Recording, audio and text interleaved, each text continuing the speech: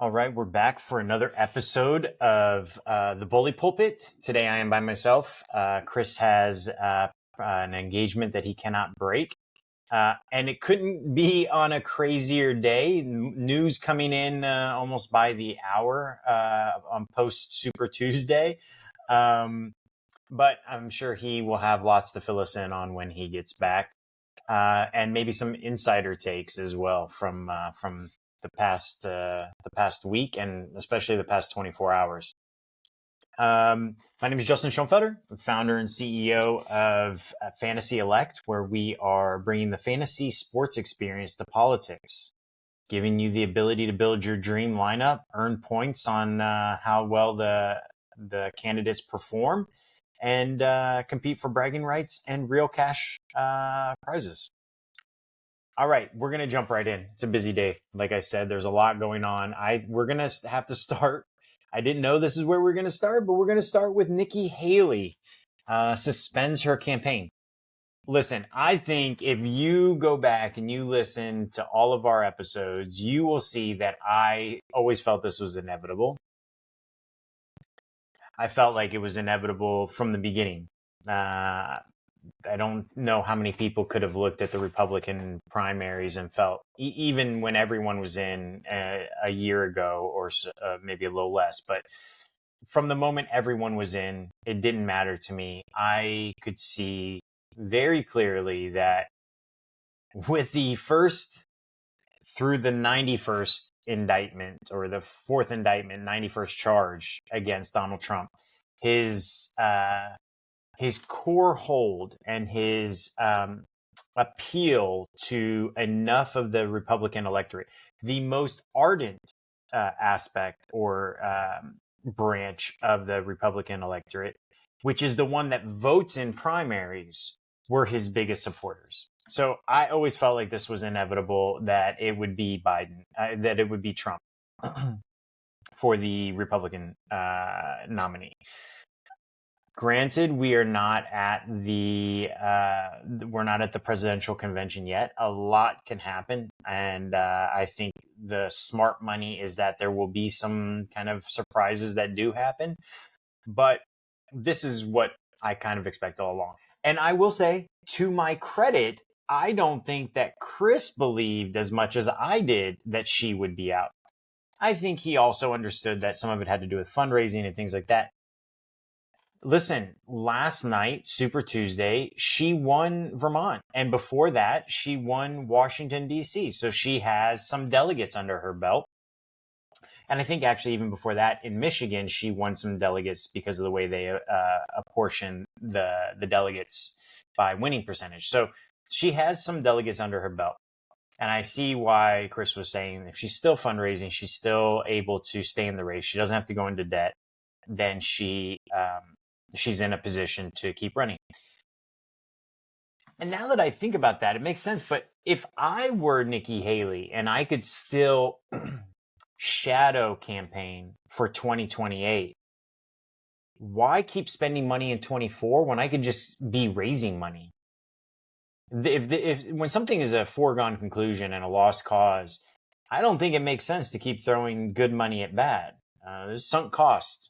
Just cut your ties and move on to the next thing. And I think that some people rightly said that she was always setting herself up for 2028, that she saw what everybody else saw, what I saw. Donald Trump was going to be the nominee.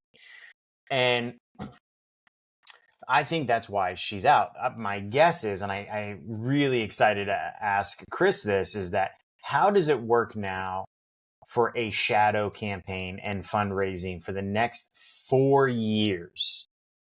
And again, that fundraising, will it be through a PAC that she can control now that she's not a candidate, in order to, in the midterms, put people in place that may be political allies of hers, so that she can get, I'm not going to say, let's say reciprocity. Let's just say political allies in place that can help her on a ground campaign in 2028. So next year, there are 7 states that vote. So she would be looking at those states for statewide offices.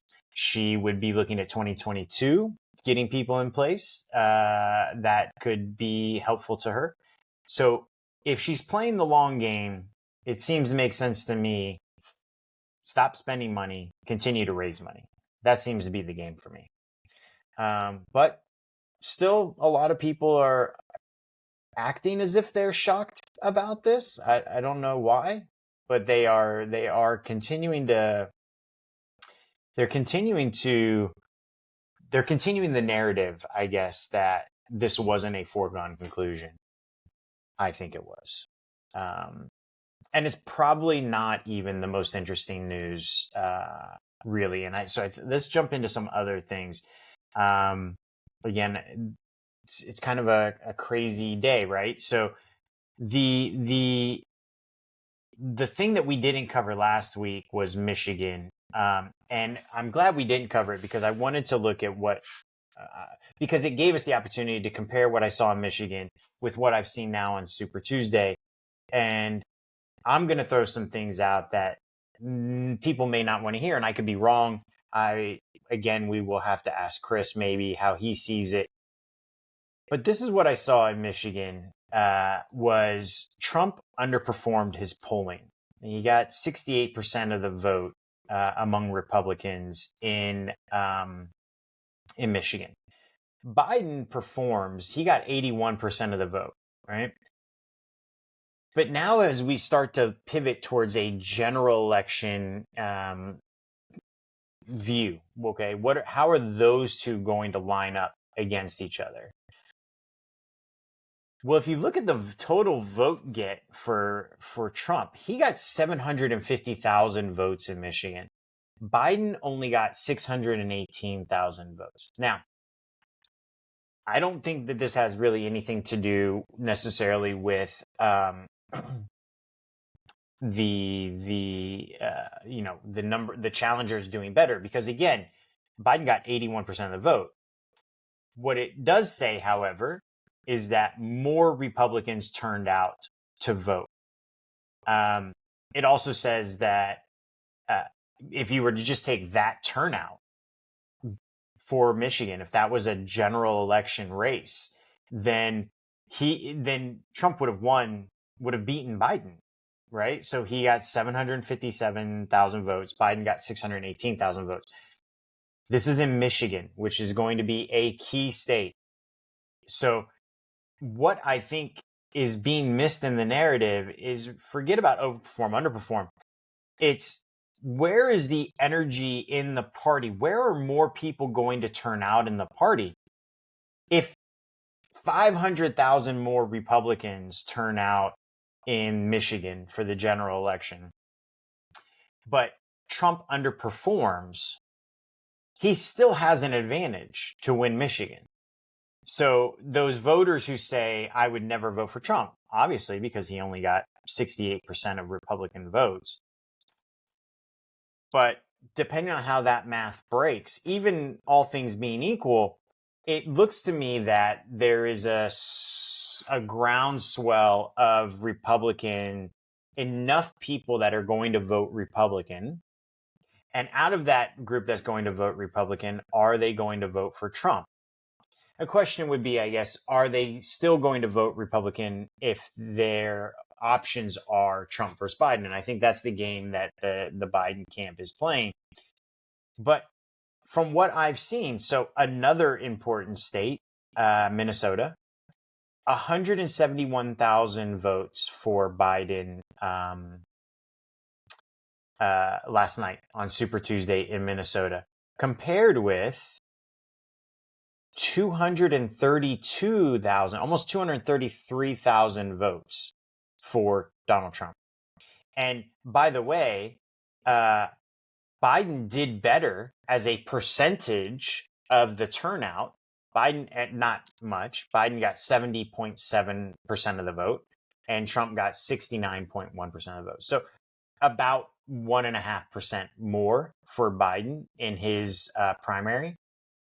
But the total votes is what's going to matter here. And it's not even close. It's 233,000 to What did I say it was? To 171,000, 60,000 vote difference. Now, uncommitted in Minnesota got 46,000 votes. Dean Phillips got 19,000 votes. So that makes up your difference there, right? Marianne Williamson got 3,500 votes. But it's not like Trump had every single one of the Republican votes. Nikki Haley got 97,000 votes. Ron DeSantis, who's not even running currently, got 4,000 votes. Vivek got almost 1,500 votes. The point being is that, are there more votes out there for Trump than there are for Biden? Or forget that. Maybe it isn't even candidate specific at this point. Are there more votes out there for Republican than there are for Democrat at this moment? And it looks to me like there is. And I think there's a lot of reasons why. I think, being an incumbent, people assume, rightly so, that basically he's running uncontested. And if you're not going to cast a protest vote, you're just not going to vote anyway. It's a pain. Why would you? So perhaps this is a little Pollyanna-ish, is much ado about nothing. But I do think that when it comes to the importance of what the numbers are showing, if you're going to try to prognosticate on where things are, I think that this is a moment that people should be tallying the total votes and wondering, what does it look like? What does turnout look like? And how is that being affected?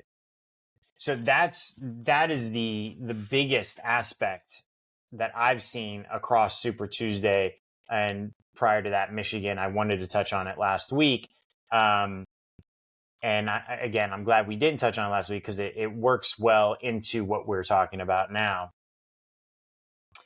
There's also this thing. There's an interesting article that came out by Lever News, and it talks about the economy and the narrative of the economy. And actually, I saw Matthew Iglesias's newsletter as well. He touched on this. Matthew Iglesias was talking about how it's the Debbie Downer progressives aren't helping the narrative for Biden. It's a really interesting perspective that he has as well, which is within the Democratic caucus, right? Under that tent, there are different wings, right? So if we go to the farther ends of the left wing, there's maybe your AOCs, and then Matthew Iglesias is talking very specifically about Bernie Sanders, the Democratic Socialists, right? And he talks specifically about, there was a book that Bernie Sanders wrote last year, I guess something about how capitalism has failed you. And the narrative of that, the way that people are inclined to take it, is that the economy is doing poorly. So if you are a Democrat, or a left, a farther left of center Democrat, you're not a moderate Democrat, but you're more of a Bernie Sanders wing of the party Democrat, which may be to some extent, like a core base of the Democratic Party. Although I think we should come back to that, because I don't know if that's actually true. Then your worldview is that, yes, capitalism has failed us. Yes, there's inequality. There are Elon Musks and Jeff Bezos in the world, while there are poor people on the street with nothing to eat and no homes. The economy is doing horrible. But those two things we're conflating different things, according to Matthew Iglesias' take on it. And that it's hurting the narrative, and it hurts as a party. The Democrats are loath to spout their economic achievements and to talk positively about it. Even so-called the liberal bias media doesn't talk about how great the economy is, because their worldview, or if you believe in the liberal bias, or maybe what sells to who they're trying to sell to, is the narrative that the economy is failing because there is income inequality and there isn't universal universal health insurance, and there isn't universal college education, and all of these things, but that's conflated, and it is hindering the ability to actually get to change people's minds. And this goes back to an episode we did before where I argued with Chris, or I debated with Chris. I don't think it was an argument, but I debated with him that objectively speaking, the economy is not as bad as people say it is. They feel that it's bad. Why do they feel that it's bad? Now, I understand people struggle. There's inflation and the price of eggs has gone up. The price of things have gone up. I get that. My point, however, was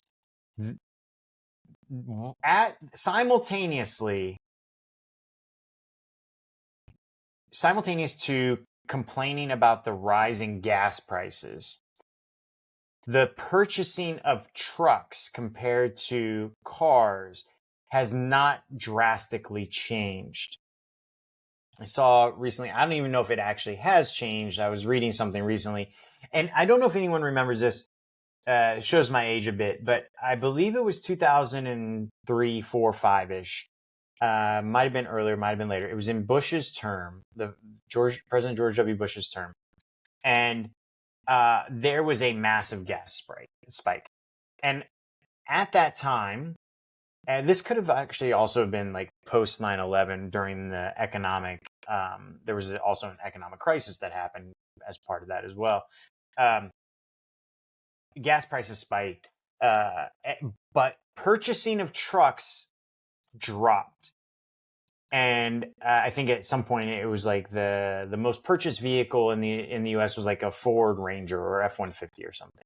And then in the midst of this, it lost its top spot. And that was my broader point, was that here there's a lot of belly aching about gas prices, but there's no change in behavior. The expectation is that the government should change the gas prices. I shouldn't have to change my behavior to be more thrifty with my money, right? Which makes me think that at an individual level, they feel like the economy is doing bad, but they actually haven't experienced it to the degree that they need to change behaviors. And I would love to know if you think I'm wrong in this, but that seems to be an effect of what I'm talking about. Matthew Iglesias' point in his news article, in his newsletter today was that if this economy was occurring under Trump, and funny enough, Trump has actually tried to take credit for the current economy while also bashing the current economy. You don't need to take my word for it. Just Google Trump economy 2024 for his comments. So his point was, if Trump was still the president or was currently president and this economy was where it is now, all of the right-wing media would be lavishing praise on how good the economy was doing. And at no fault of our own necessarily, to some degree, yes, but not necessarily. We are psychological creatures, and our psychology, if we heard that enough from the news, we would begin to believe that, yeah, the economy feels good. I feel good. It's morning in America. That's the narrative that I believe. That's the story I'm buying into with everyone else. We have a universal story to believe. But the right-wing media is not a democratic socialist media, so they don't have to portray capitalism as the boogeyman.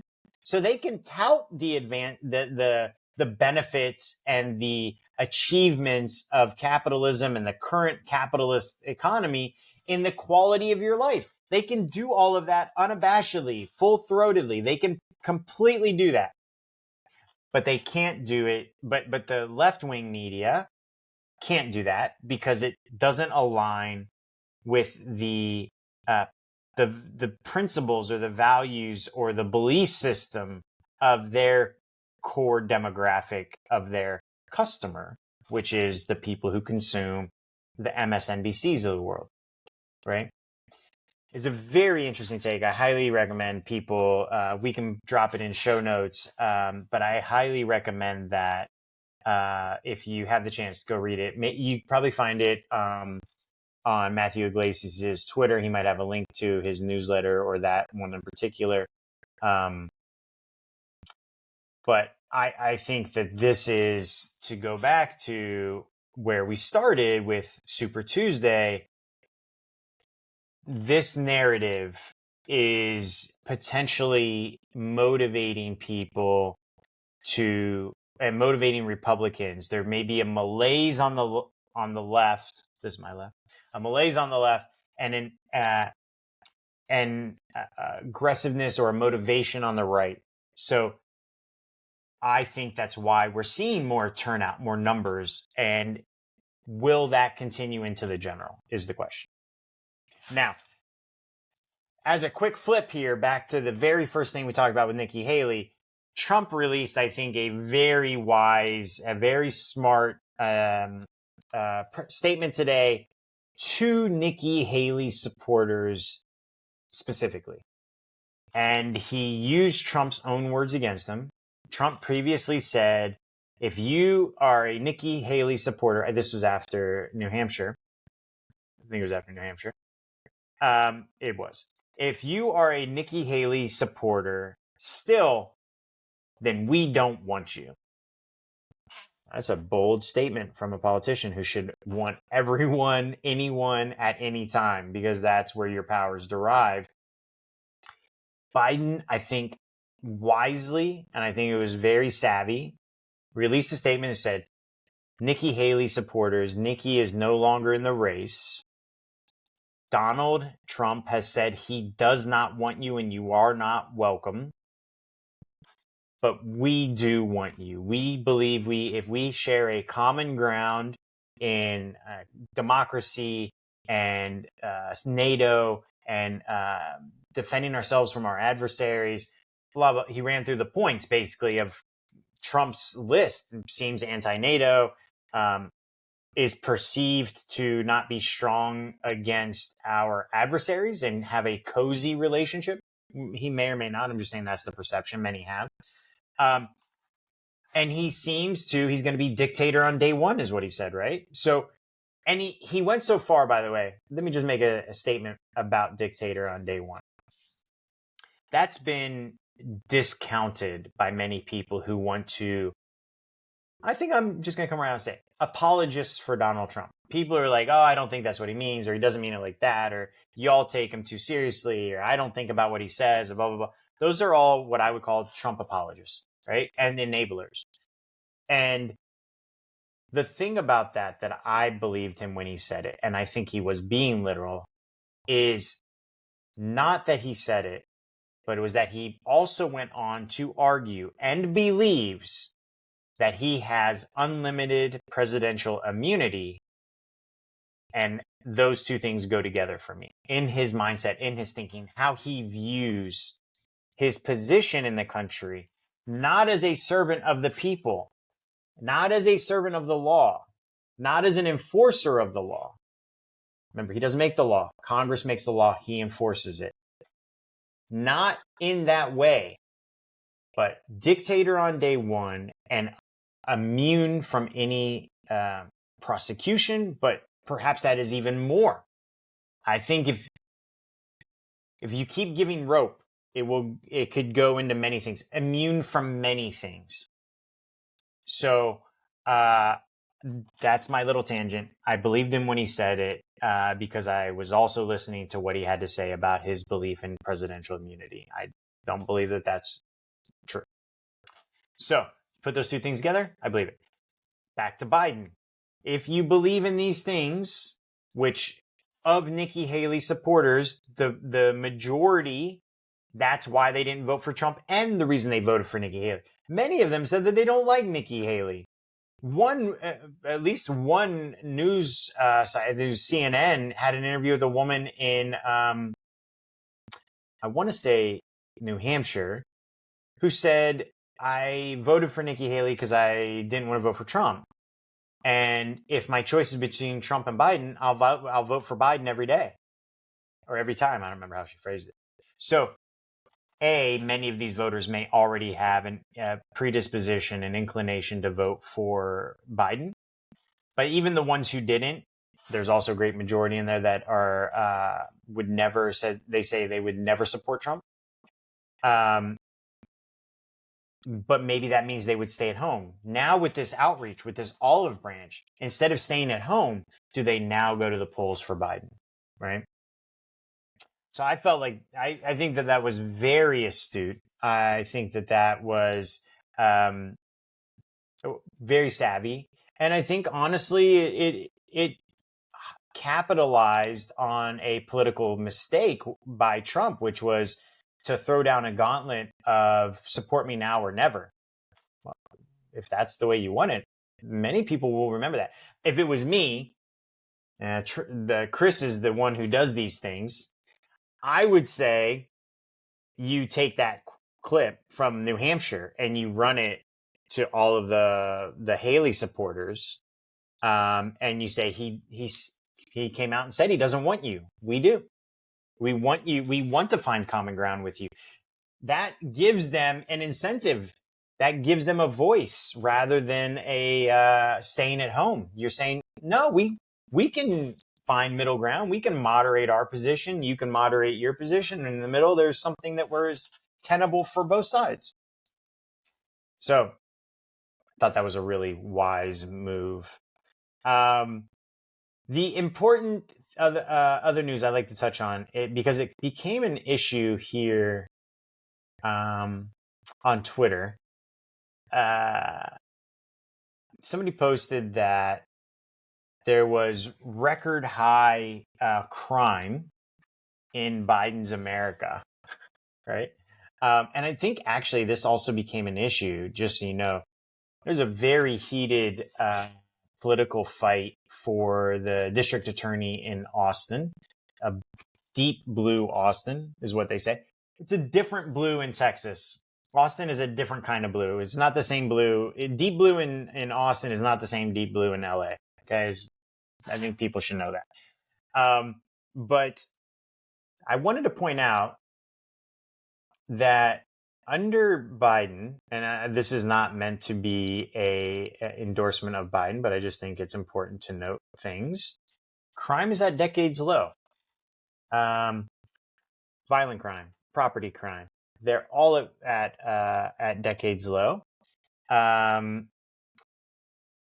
Again, here's the question. I just thought of this.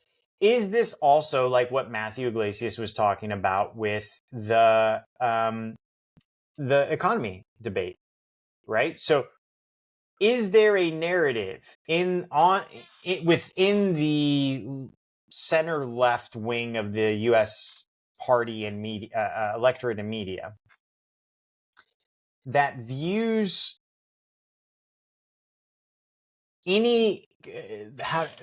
what I would say is almost like law enforcement or criminal justice as the bad guy? So when you say crime is at its lowest, is there an aversion to saying that because you don't want to be seen? I just gave a thumbs up. Never saw that before. Is there an aversion to the left-wing media and the left-wing politicians to touting their reduction in crime because they don't want that to be seen as somehow opposite of their defund the police platform, right? And I wouldn't go so far as to say that it's a platform, but again, that farther left segment of the party, that is for them, the idea of defund the police and the criminal justice being the problem. That is part of their ideal. That's part of their principles, part of why they are Democrats, is that Democrats are welcoming to that idea of kind of less state power or against the state, right? Which, by the way, this is maybe all part of the realignment and the mushiness of what parties mean anymore that Chris has talked about before, which is 60s, 70s, the hippie generation, the Democrats, the kind of like the left leaning, they were the fight the power people, right?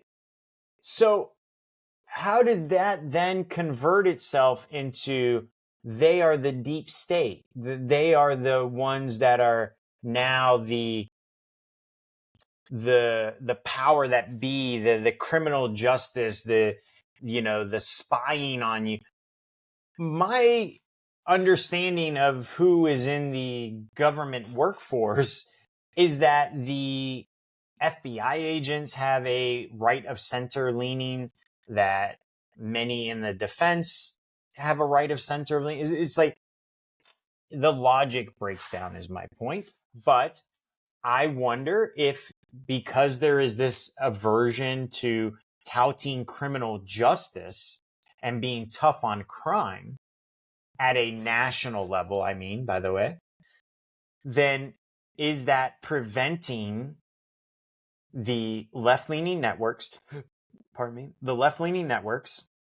and Democratic surrogates of the president and the president himself from full-throatedly saying, we have lowered crime, we have been tougher on crime, we have reduced crime.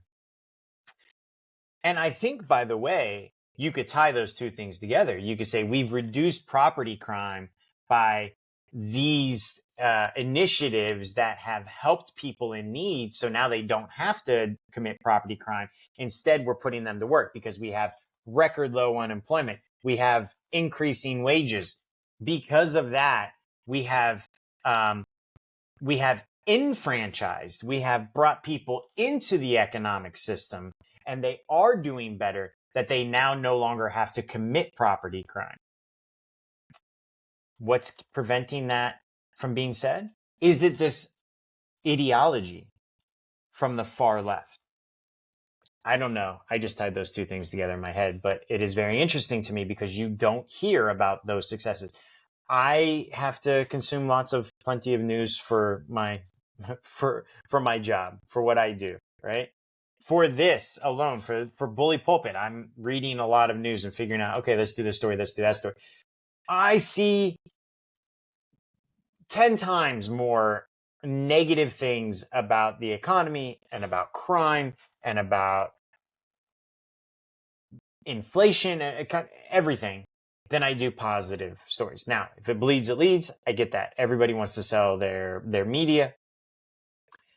But I think Matthew Iglesias raised a really interesting point that could potentially be applied to many things.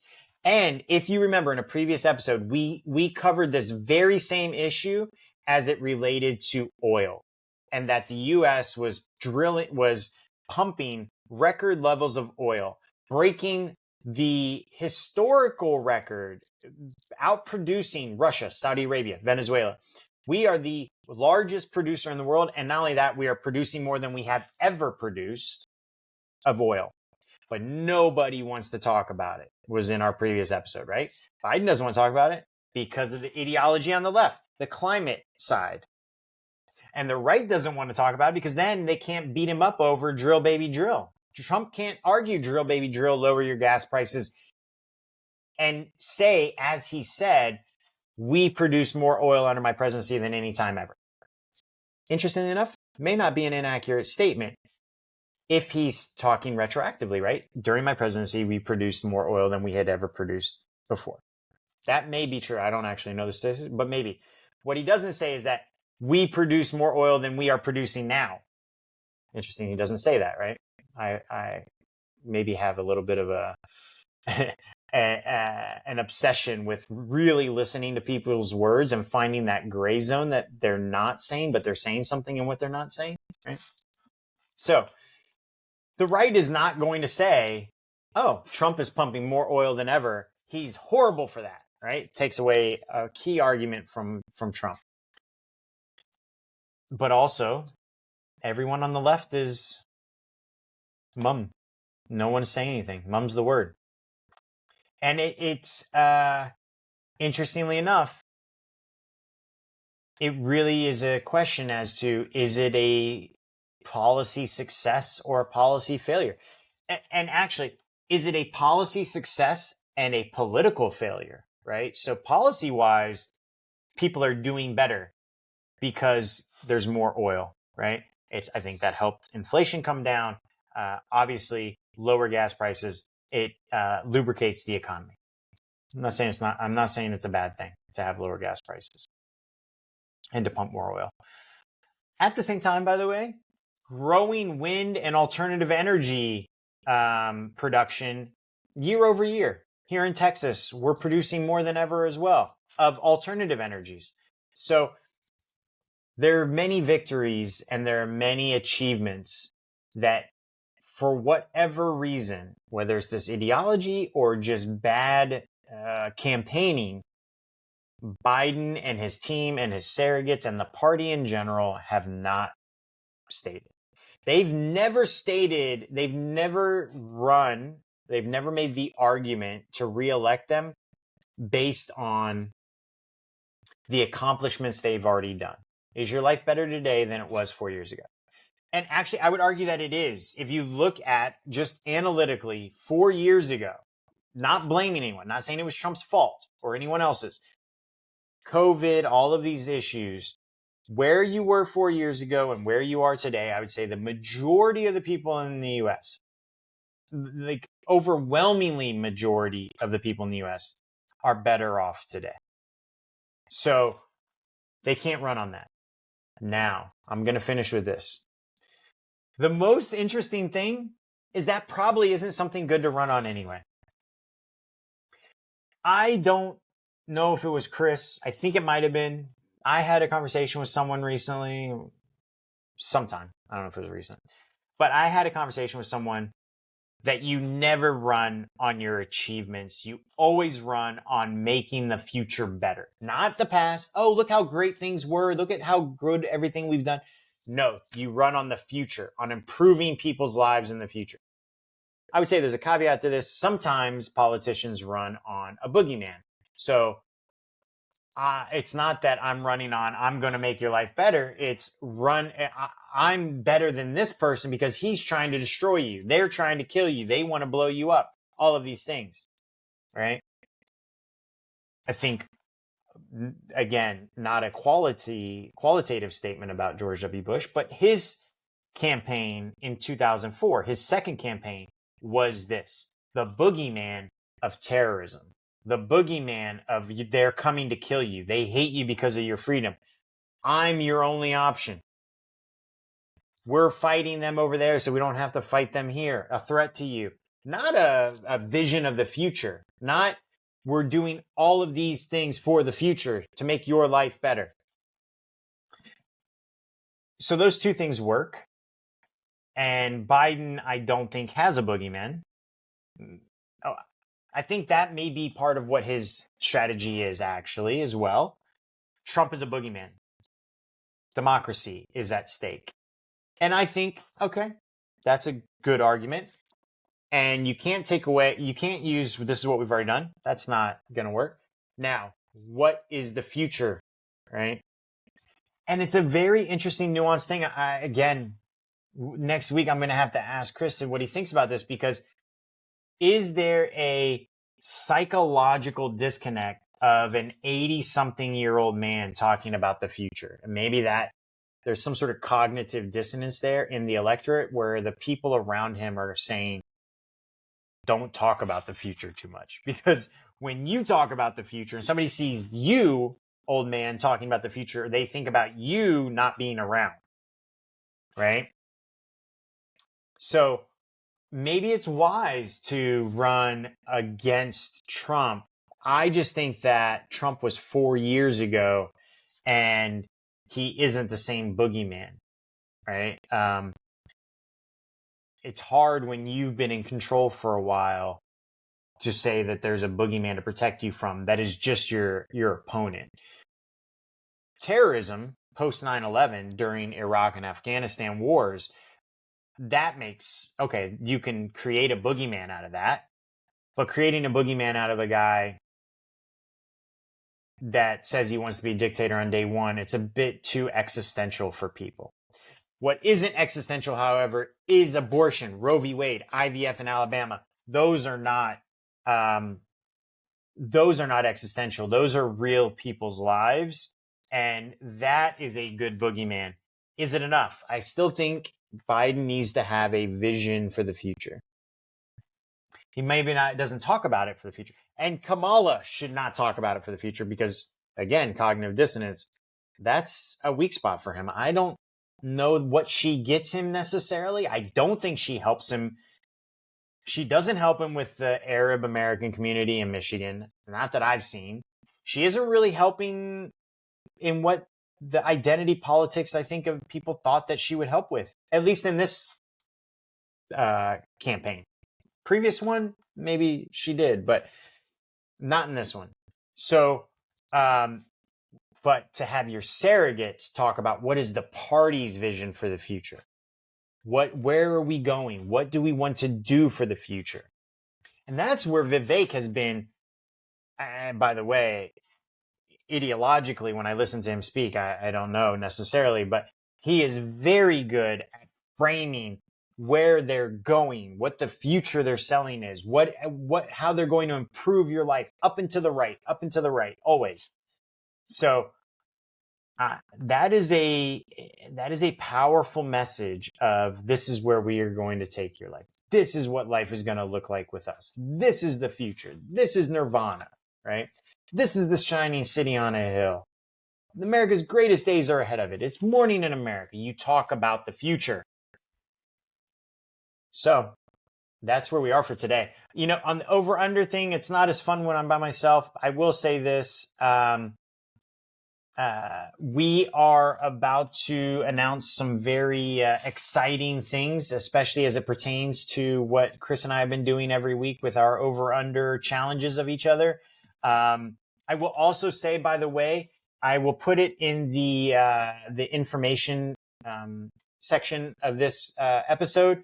We are hosting a fantasy and esports summit during South by Southwest here in Austin next Monday, March 11th. If you are in Austin, stop by and say hi. Say you've seen the episode. That's how you heard about us. And we are an official partner of South by Southwest for that event. So very happy to be doing that.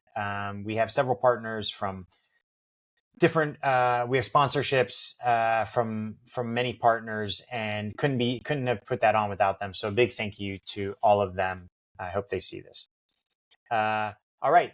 That's it for the episode. I cut it a bit short today, just me talking. We covered a lot. I'm not sure if it was super funny or entertaining, but certainly my take on where we are post Super Tuesday and post Nikki Haley. And now it is Trump v. Biden rematch. By the way, you've heard Chris and I say this. I do still believe there is still at least a 51% chance that one of them will not be the nominee. Trump or Biden, one of them will not be the nominee for president. Still, I think it's a better than 50% chance that happens, which will be really interesting if that does happen. Okay. It was a pleasure. That's it for the Bully Pulpit. Eventually, I'm going to start putting some entry music and exit music onto this, and we're going to start upping our game on the production value a bit. Hope you enjoyed the show. Love to hear any feedback. Hit subscribe, sign up, be notified, hit the bell, be notified when we release new episodes, generally every Wednesday. And also, please comment. Let me know what you think of the episodes. Love to hear from you. And drop in some questions for Chris or for me if you think I might have the knowledge to answer them. All right. Have a good one. We will see you next week. It will be after our South by event, and it will be after the March 12th election. So we'll have a lot to talk about there as well. Talk to you soon. Thank you.